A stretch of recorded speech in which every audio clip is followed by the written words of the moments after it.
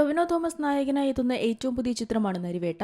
അനുരാജ് മനോഹർ സംവിധാനം ചെയ്യുന്ന സിനിമയുടെ ഒഫീഷ്യൽ ട്രെയിലർ ദുൽഖർ സൽമാൻ ഇപ്പോൾ റിലീസ് ചെയ്തിരിക്കുകയാണ്. അനുരാജ് മനോഹറിന്റെ മുൻ സിനിമയിൽ നിന്ന് തീർത്തും വ്യത്യസ്തമായിരിക്കും നരിവേട്ട എന്നാണ് ട്രെയിലർ നൽകുന്ന സൂചനകൾ. 2003 CK ജാനുവിന്റെ നേതൃത്വത്തിൽ നടന്ന മുത്തങ്ങ സമരവും അതിനെ തുടർന്നുണ്ടായ സംഭവ വികാസങ്ങളുമാണ് സിനിമയുടെ ഇതിവൃത്തമെന്നാണ് ട്രെയിലർ നൽകുന്ന സൂചന. വർഗീസ് പീറ്റർ എന്ന പോലീസ് കോൺസ്റ്റബിളായാണ് ടൊവിനോ തോമസ് ചിത്രത്തിലെത്തുന്നത്.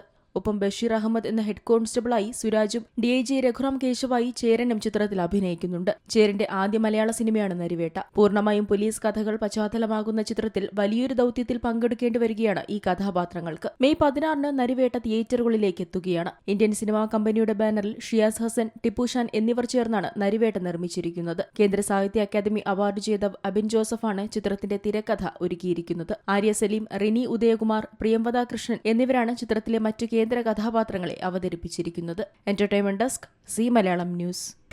പുതിയ വാർത്തകളും വിശേഷങ്ങളും ഇനി വിരൽ തുമ്പിൽ. എല്ലാ ഡിജിറ്റൽ പ്ലാറ്റ്ഫോമുകളിലും ഇപ്പോൾ സി മലയാളം ന്യൂസ് ലഭ്യം.